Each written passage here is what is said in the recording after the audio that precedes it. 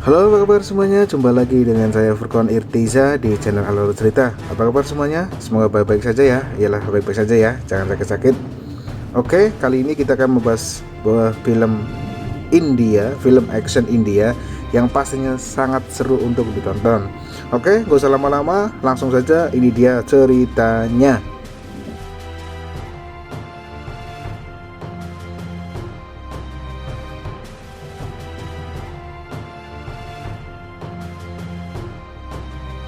Di awal film kita diperlihatkan dengan adegan seorang pria turun dari mobilnya untuk melakukan upacara kremasi jenazah seseorang. Tiba-tiba dari belakang dua orang pria menodongkan pistol hingga membunuh pria itu. Tembakan pistol meleset. Pria itu lari ke arah mobil, namun supirnya malah menodongkan senjata dan ingin membunuhnya juga. Sambil bawa golongan parang, segerombolan preman mengejarnya. Pria itu bernama Rahul. Rahul berasal dari desa dan ayahnya adalah seorang petani. Rahul bertemu teman CS yang bernama Ganesh yang biasa disebut dengan Ganya. Ayah Rahul terpaksa menjual tanahnya karena kawasan itu mau dijadikan real estate. Untuk memenuhi kebutuhannya, ayah Rahul bekerja sebagai sapam. Suatu hari, ayah Rahul nggak sengaja merusak mobil milik bosnya yang bernama Sinde. Karena kejadian itu, ayahnya Rahul dipecat. Sinde pengen keluarga Rahul mengosongkan tempatnya karena tanahnya akan dibangun. Besok paginya, keluarga Rahul mau nggak mau pindah dari desa. Sebelum pergi, Rahul mengambil aksesoris mobil milik Sinde dan menjadikannya kalung. Keluarga Rahul akhirnya pindah ke kota. Untuk menyambung hidup, ayahnya bekerja sebagai kuli panggul di pasar. Rahul kesel banget sama ayahnya karena sudah ngejual tanah warisan leluhurnya. Di pasar, Rahul kenalan dengan seorang cewek penjual susu yang namanya Jibali. Rahul kelepek-kelepek sama dia. Dia adalah putri dari kepala kulit di pasar. Suatu hari, Rahul melihat keributan kecil di sebuah kios.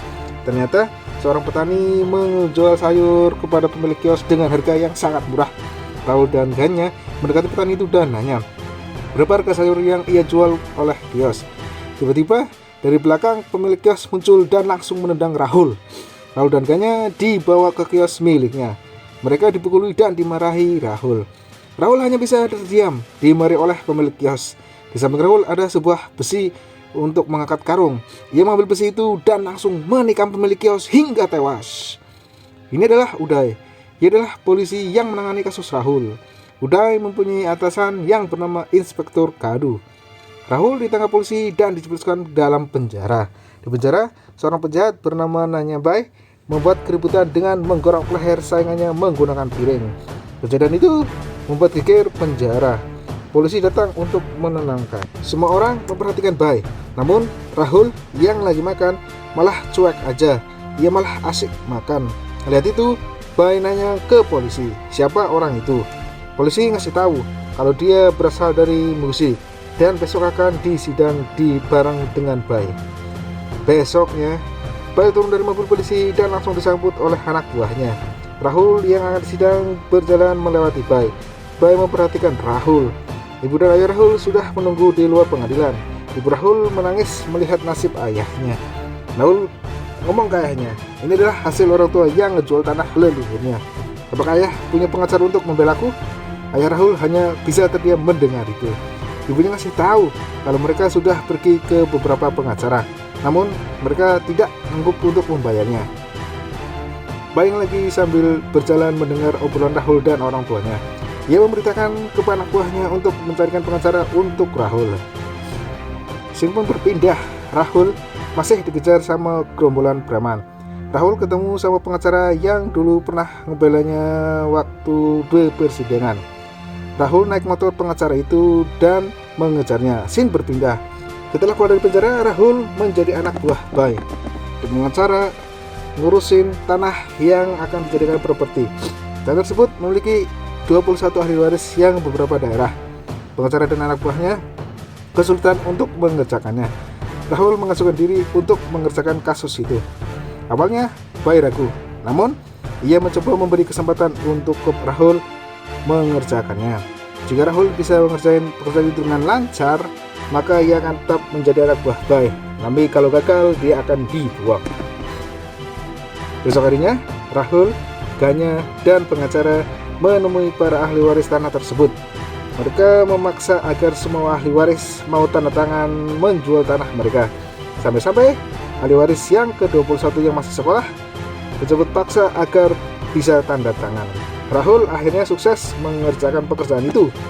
Bai sangat senang dengan kinerja Rahul. Rahul akhirnya menjadi anak buah dan tangan-tanganan Bai. Rahul beri hadiah jam tangan emas ke ulang tahunnya. Namun Rahul membunuh Bai karena Bai telah memaksa ayahnya untuk menjual tanah di desa. Rahul ditangkap polisi dan dijatuhi hukuman 3 bulan. Setelah keluar dari penjara, Rahul menjadi pengganti Bai.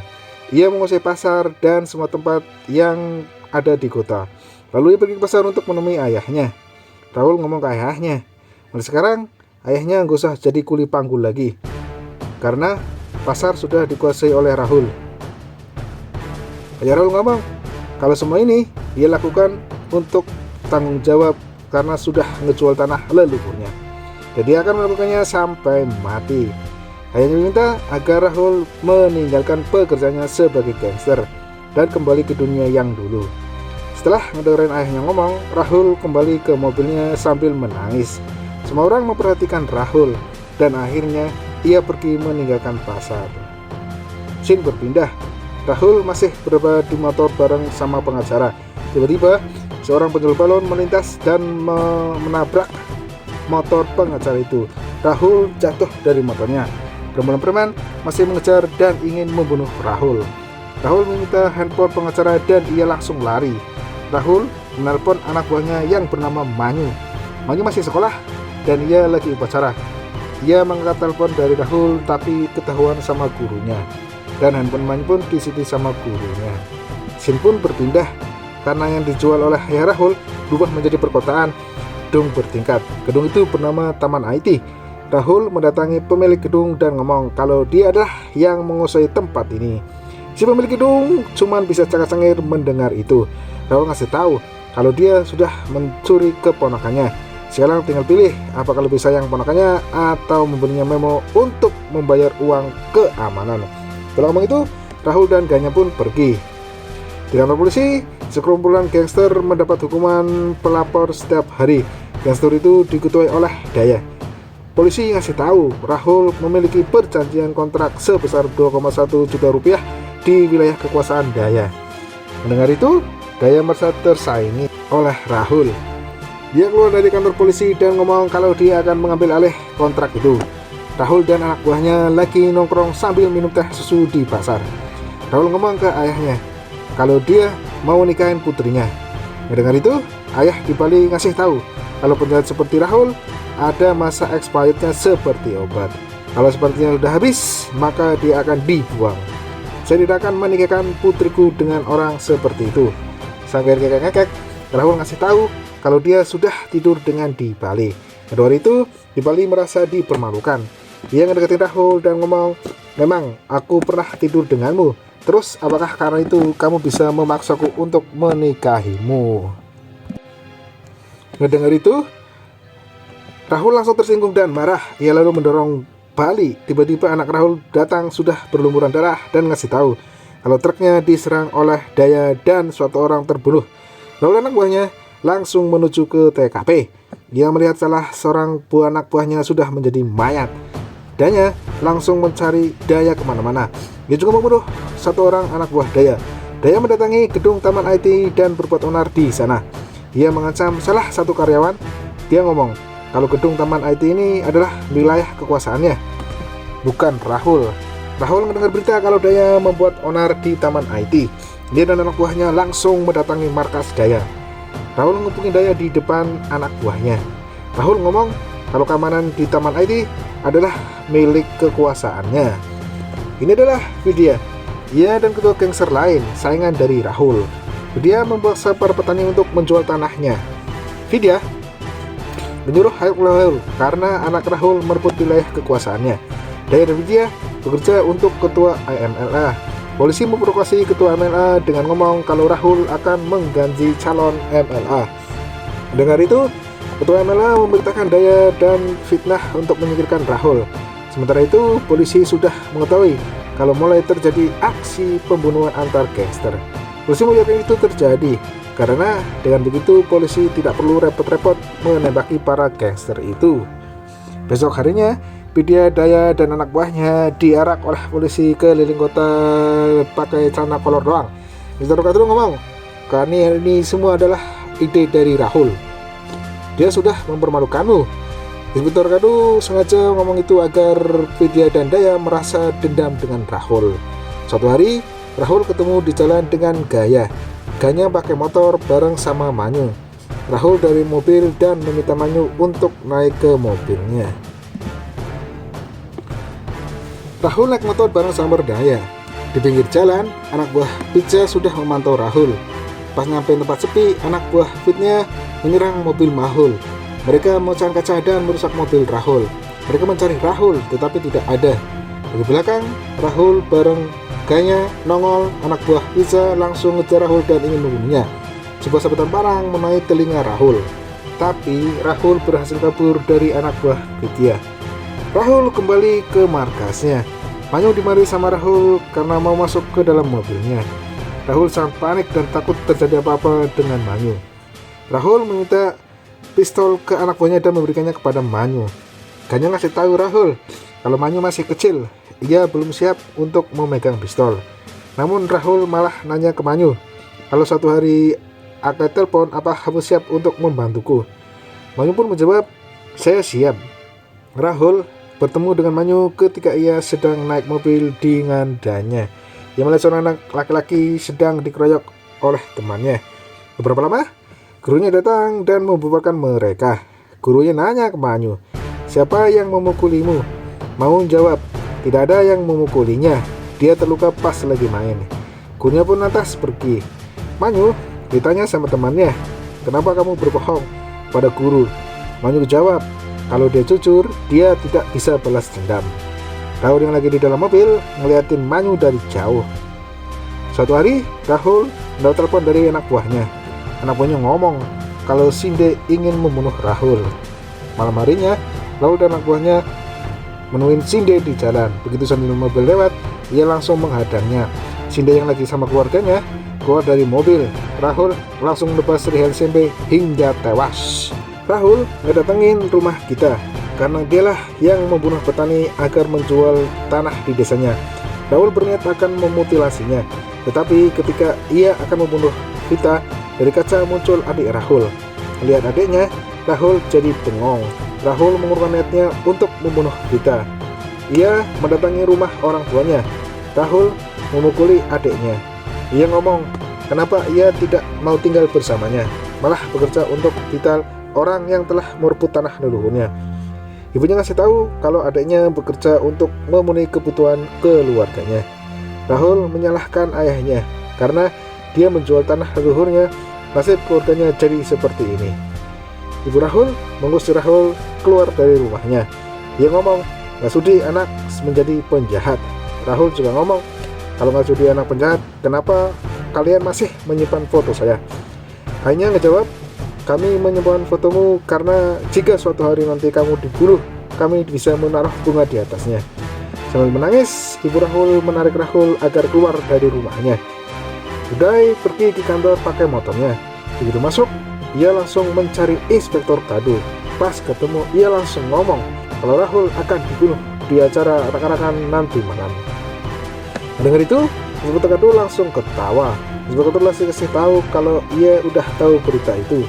Semua anak buah Rahul termasuk supirnya sekarang melawan dan semua berbalik menyerangnya.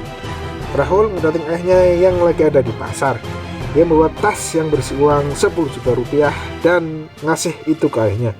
Rahul memegang tangan ayahnya dan meminta ayahnya untuk tersenyum. Karena sudah bertahun-tahun Rahul tidak melihat ayahnya tersenyum. Rahul meminta ayahnya untuk menerima uang darinya dan memberikannya sebuah senyuman. Ayahnya ngomong kalau dia mau tersenyum jika Rahul berhenti sebagai seorang gangster agar hidup seperti dulu lagi. Mendengar itu, Rahul langsung nangis. Ayahnya memerintahkan untuk membawanya. Dan Rahul pun pergi meninggalkan ayahnya. Malam harinya, Rahul lagi ada di markasnya. Ia menelepon Uday. Sambil nangis, Rahul ngomong, kalau dia mau menyerahkan diri dan mengakui kesalahan dan kejahatannya. Ia ingin menjadi Rahul yang dulu lagi agar ayahnya bisa tersenyum. Udah ngomong kalau keputusan Rahul sudah benar, dan Uday akan menghubungi Rahul setelah bertemu dengan Inspektur Kadu. Di malam yang sama, pesta rakan pun digelar. Semua orang berkumpul jadi satu. Fitria dan anak buahnya mencari Rahul, namun tidak ketemu. Rahul nggak kemana-mana. Ia masih ada di markas karena kalau mendengar ayahnya. Kayak anak buahnya datang ke arak-arakan itu. Tiba-tiba Rahul menelepon Ganya. Karena nggak kedengeran, Ganya pergi ke tempat yang sepi. Dia tahu ada Ganya. Dia langsung menyeret Ganya dan membunuhnya. Ternyata jenazah yang dikremasi awal bulan adalah Ganya. Rahul memberikan pengorbanan terakhir kepada Ganya. Sin pun berpindah. Rahul masih dikejar-kejar sama Vidya dan anak buahnya. Sebuah sabetan panah berhasil melukai dada Rahul. Dengan sekuat tenaga, ia mencoba melawan Vidya dan anak buahnya. Manyu tahu Rahul dalam bahaya. Ia mengambil handphone dan keluar dari sekolah. Mari berlari mencari Rahul dan ketemu dengan pengacara. Manyu dan pengacara akhirnya pergi mencari Rahul. Di pasar, Vidya dan anak buahnya kehilangan jejak Rahul. Mereka mencari ke semua tempat, namun Rahul tidak ditemukan. Uday dan Inspektur Kadu mengetahui kalau Rahul akan dibunuh. Namun, dari jauh mereka hanya melihat. Mereka diam saja dan membiarkan itu terjadi. Manyu dan pengacara akhirnya pergi ke pasar. Mereka mencari Rahul. Rahul ternyata ngumpet di bawah kolong tempat jualan. Yang penting Manyu datang. Rahul memberikan kode suara kepada Manyu. Manyu akhirnya mengetahui di mana Rahul berada. Rahul memerintahkan Manyu untuk memberikannya pistol. Manyu lalu mengambil pistol dan langsung menembak Rahul. Sambil menembak, Manyu ngomong kalau dia adalah salah satu pewaris tanah yang diambil oleh Rahul. Sebagai balasannya, ia yang mengambil nyawa Rahul. Ternyata Manyu sudah merasakannya selama ini. Manyu menembak beberapa kali hingga Rahul meregang nyawa. TV memberitakan kematian Rahul. Sambil menangis, ibu Rahul melihat berita itu. Ayah Rahul yang lagi di pasar melihat berita kematian Rahul dari TV. Dan film pun ditutup dengan adegan ayah Rahul tertawa terbahak-bahak karena kini anaknya sudah berhenti sebagai seorang gangster.